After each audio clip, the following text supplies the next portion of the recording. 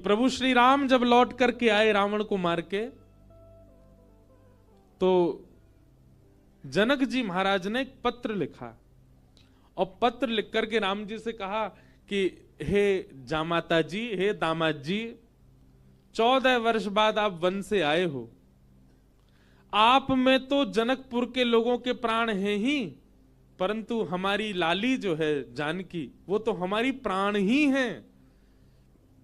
समस्त जनकपुर वासी आप दोनों युगलों को कुछ दिन के लिए जनकपुर बुला रहे हैं कि आप कुछ दिन आराम करने आओ। 14 वर्ष वन में रह के आए हो, और आप अकेले नहीं आवे, अपने तीनों भैयाओं को, तीनों लालियों को और अपनी समस्त सेना हनुमान जामवंत सहित सबको लेकर के आप जनकपुर आइए कुछ दिन आराम करने। हमको कुछ दिन सेवा करने दो, आपकी मेहमान नवाजी करेंगे आपकी।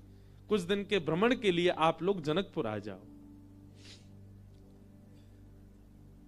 भगवान सभा में बैठे थे और सभा में बैठे बैठे जैसे ही जनक जी का पत्र आया तो भगवान ने हनुमान जी से कहा, पत्र पढ़ के सुनाओ, क्या बोल रहे हैं हमारे ससुर जी। हनुमान जी ने पूरा पत्र पढ़ा। बोले, भगवान, हे प्रभु श्री राम, आपको, पूरी सेना को, हमारी मैया को, तीनों भैयाओं को, तीनों भाभियों को, सबको जनक जी बुला रहे हैं जनकपुर कुछ दिन आराम के लिए। सबरे बंदर उछलने लगे। बोले, जय हो, बढ़िया भयो, अब आनंद आएगा, जनकपुर में जाएंगे, हम सब अपने हाथ पांव दबाएंगे। बहुत युद्ध करके आए रावणों से, रावण की सेना से, और बढ़िया मालपुआ खावे को मिलेगो। राम जी की बारात में तो हम नहीं जा पाए थे, पर बारात की चर्चा हमने सुनी थी। वहां तो भैया बड़े पकवान बने थे, हम सब जाएंगे। ब्राह्मण सारे बानर इतने ज्यादा उत्सुक हो गए, हम सब जाएंगे। बानरों की उत्सुकता देख करके राम जी बोलो, शांत हो जाओ भैया। अब भाई देखो, हमारा निर्णय यह है कि जनकपुर हमारी ससुराल है, और कहीं भी नाक कट जाए चलता है, पर ससुराल में हमारी नाक ऊंची रहनी चाहिए। और इन सब बातों को ध्यान में रखते हमारे मन में आया कि हम जाएंगे, भरत जी जाएंगे, लक्ष्मण शत्रुघ्न जाएंगे, चारों बहुएं जाएंगी, कुछ वरिष्ठ लोग जैसे जामवंत जी, हनुमान जी, अंगद जी आदि आदि कुछ वरिष्ठ लोग जाएंगे। बाकी बानरों से हमारी प्रार्थना, आप तो यहीं सरजू जी के तट पे अयोध्या में ही रहो, आप लोग मत चलो। बानर सब उदास हो गए। बोले, क्यों, हम क्यों नहीं चले? बोले, आप लोगों का स्वभाव ऐसा ही है, किसी से भी छीन के खा जाते हो, कहीं पर भी मलमूत्र त्याग देते हो, कहीं भी उछल कूद कर देते हो, डाले तोड़ देते हो, वन उजाड़ देते हो। और जनकपुर हमारी ससुराल है। हमारे सामने किसी ने कह दिया कि अरे देखो, वो वन पूरे बानरों ने उजाड़ दिया। बानर किसके? बोले, राम जी के। तो हमको तो बहुत बुरा लगेगा, लेकिन आप लोगों का यही स्वभाव है, तो क्या करें। इसलिए आप लोग तो अयोध्या में, इसको कितना भी चलो उजाड़ो, ये रहेगा अपने ही लोग हैं, सुधार भी देंगे। अब वो तो ससुराल है, वहां तो संकोच हो जाएगा हमको। बानर सब नीचे मुंह करके बैठ गए। राम जी तो अपनी घोषणा करके चले गए। जामवंत जी, हनुमान जी बोले, भाई सब लोग उदास क्यों हो गए? बोले, जब रावण से मरवाना था तो हमको ले गए, और जहां रसगुल्ला मिलेंगे, मालपुआ मिलेंगे, फल मिलेंगे, मेवा मिलेंगे, सेवा मिलेगी, वहां हमको छोड़ के जा रहे हैं। हाँ, यही बात है। जहां ये था कि मृत्यु सामने, वहां बानर आगे, और जहां मालपुआ आगे, वहां बानर नहीं छोड़ जा रहे हैं। जामवंत जी ने हनुमान जी से कहा, हनुमान जी आप जाके निवेदन करो। बोले, देखो हम तो कुछ नहीं कहेंगे, हमारे स्वामी हैं, उनकी आज्ञा हमारे लिए सर्वोपरि है। आप बड़े हो, सीनियर हो, आप ही बात करो। जामवंत जी गए और राम जी से कहा, देखो सब बानर बहुत उदास हो गए, आप ऐसे मत करो, मैं जिम्मेवारी लेता हूं, एक पत्ता भी जनकपुर का टूटेगा नहीं, किसी वृक्ष का। ले देखो, आ गए ऊपर से। इनकी काम की बात चली, सुनवे आए। बोले, आपके ससुराल में एक चीज भी यहां से वहां नहीं होगी, हमारी गारंटी। राम जी बोले, भैया 100, 200, 300 बंदर नहीं है, करोड़ों बंदर हैं, किस किस को संभालोगे? बोले, हमारी जिम्मेवारी। मैं वचन देता हूं, आपकी ससुराल में एक बात भी ऐसी नहीं होगी जिससे आपको संकोच अनुभव हो। अच्छा देखो, राम जी को संकोच की कोई चिंता नहीं है, तो लीला कर रहे थे राम जी। आनंद कर रहे थे। जामवंत जी बोले सब बानरों की जिम्मेवारी मैं लेता हूं।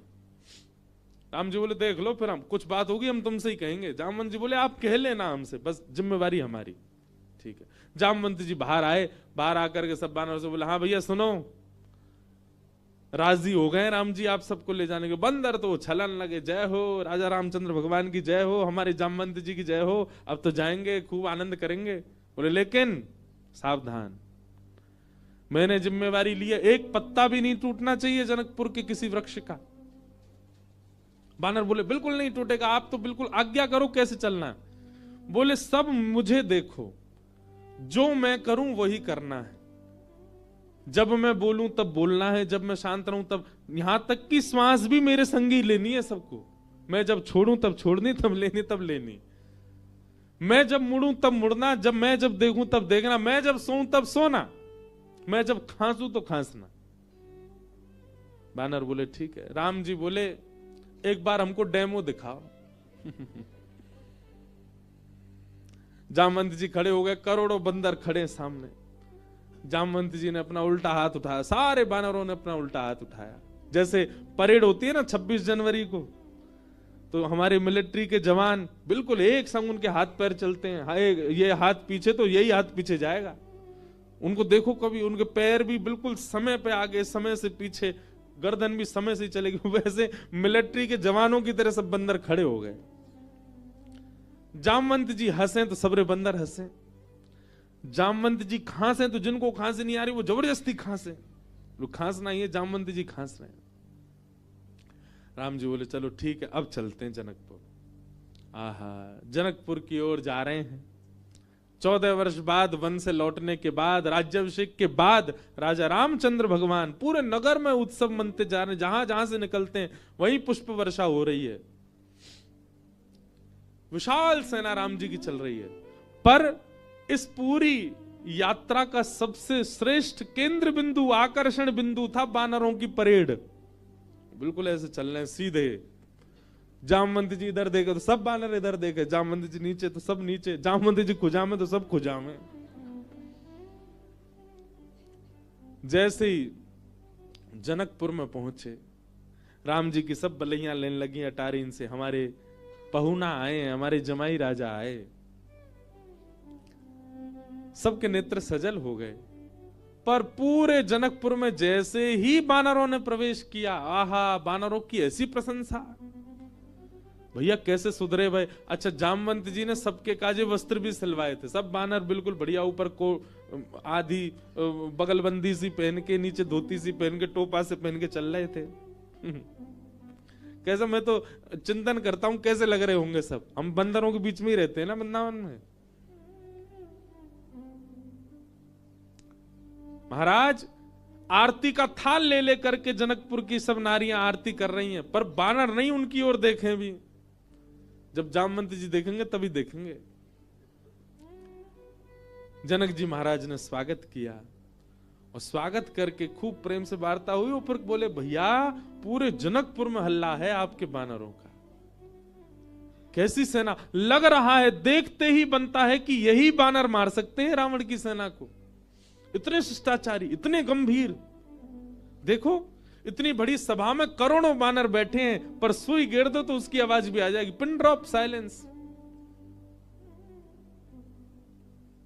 दूर बैठे जामवंत जी से हिलावे, सब बानर करें हाँ। अब आप बहुत दूर से चल के आए हैं, सबकी प्रसाद की व्यवस्था है। हाँ भाई, सब बानरों के आगे चौकी लगाओ। पहली बार बानर चौकी पे बैठ के पाएंगे। चौकी पे बैठ गए, चौकियों के आगे दूसरी चौकी, चौकी के ऊपर सोने की थाली, चांदी की कटोरी। आहा, क्या बढ़िया। सब बानरों की थाली, पहली बार बानरों के आगे थाली लगी है। लेकिन बानर थाली में नहीं देख रहे हैं, सब जामवंत जी को देख रहे हैं। पनीर की सब्जी आई, काजू की सब्जी आई, ये सब्जी आई, मिष्ठान आए, पूड़ी आई, 5 प्रकार की पूड़ी आई, रोटी आई, चावल आए। बानरों का स्वभाव क्या है, आप केला भले ही हाथ से दो लेकिन फिर भी छीन के ही लेगा। बानर का स्वभाव होता है, उसका छीनने का ही स्वभाव होता है। पर सारे बानर ऐसे बैठे जामवंत जी को देख रहे, टेढ़ी टेढ़ी नजर करके देख तो रहे थाली में क्या क्या आ रहा है, लार टपकती जा रही है, लेकिन नहीं, जामवंत जी जैसे कहेंगे वैसे ही खाना है। सबको फल दिए गए, फलों में सब फल अमनिया करके दिए, आम सबको साबुत दिए गए, सबकी थाली के आगे आम रखे गए, सब बिल्कुल थाली हो गई। जामवंत जी महाराज ने सब बानर की ओर देखा, सब बानर बिल्कुल जामवंत जी को देख रहे थे। जामवंत जी ने हाथ में जल लिया, अन्नपूर्णे सदा पूर्णे, सब बानर बोल रहे अन्नपूर्णे सदा पूर्णे। थाली के ऊपर 4 बार घुमाया, सब बानर घुमा रहे हैं। आचमन किया, सब बानर आचमन कर रहे हैं। जनक जी बोले राम जी मान गए आपकी सेना को, क्या अद्भुत बानर है सब। राम जी बेचारे धीमे धीमे पा रहे, बोले बस ये लाज बची रहे जितनी देर है। प्रसाद पाने लगे बिल्कुल वैसे, अगर दाल चावल पा रहे हैं जामवंती, सब दाल चावल ही पा रहे हैं, जितनी दाल जितनी सब्जी डाल रहे हैं उतनी ही डाल रहे हैं। अद्भुतता थी देखने में। थोड़ी देर पाने के बाद जामवंत जी की दृष्टि पड़ी आम पे, जैसे ही आम उठाया सब बानरों ने एक संग आम ही उठाए। जामवंत जी घुमा के देखें, सब बानर घुमा के देखें। जामवंत जी ने जोर से आम दबा के देखना चाहा कितनी गुठली है इसमें। अब वो आम ऐसा था कि जैसे ही नेक दबाया सो गुठली उछल गई उसमें से। अब जैसे ही गुठली उछली तो सब बानर दोनों हाथन से दबाई रहे, वो गुठली उछलनी चाहिए क्योंकि जामवंत जी की गुठली उछली है। अब सब बानर जैसी आम दबा में सबकी गुठली उछली। गुठली के उछलते ही जामवंत जी बोले इन हाथों से मेघनाथ निकल के नहीं भाग पाया, इन हाथों से रावण निकल के नहीं भाग पाए, छोटी सी गुठली भाग गई। और जामवंत जी जैसे ही उछले गुठली पकड़ने को, बानर बोले हमें भी ऐसे ही पकड़नी है, और एक दूसरे के ऊपर झपट्टा मारे। महाराज या पकड़, कहीं कड़ी उछाल रहे हैं, कहीं दाल उछाल रहे हैं, पूरी उछाल रहे हैं। जनकपुर की पूरी सभा जो कि स्वर्ण मंडित थी, जो कि चांदी से मंडित थी, आज वो खीर मंडित हो गई। सब जगह कड़ी खीर उछाल उछाल करके पूरी सभा का लेपन कर दिया। राम जी नीचे नजर करके बैठे। अब तो बानरों को खुली छूट मिल गई, एक दूसरे की थाली में से ले लेके भागे। 2-4 बानर तो जनक जी की थाली उठा के भाग गए।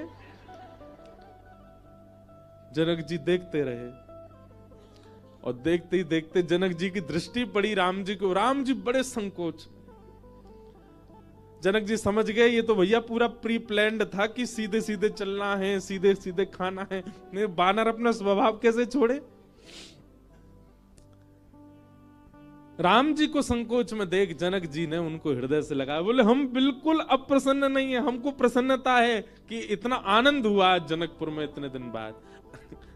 आप बिल्कुल संकुचित मत हो। लेकिन सबसे ज्यादा संकोच हो रहा था जामवंत जी को। मैंने जिम्मेवारी ली थी और मैंने बिगाड़ दिया सब काम।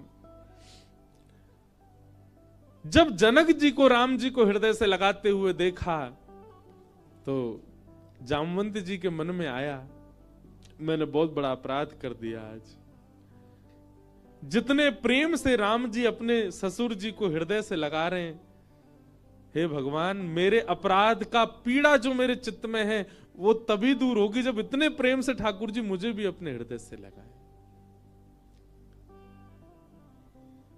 जी की हृदय की भावना राम जी पहचान गए। और जब वापस जनकपुर से लौटने का समय आया 6-7 दिन बाद, जामवंत जी से राम जी ने एकांत में कहा हम आपके मन के भाव जान गए। जब जनक जी हमको हृदय से लगा रहे थे, आपके मन में आया था कि कभी आप भी हमको ऐसे हृदय से लगाओ। अब अभी हृदय से लगाने में वो बात नहीं होगी। जब आप अपनी पुत्री का वर्ण हमारे साथ करोगे, हम आपके दामाद बनेंगे, तब आप हमको इसी भाव से हृदय से लगाना, तब आपकी इच्छा पूरी होगी।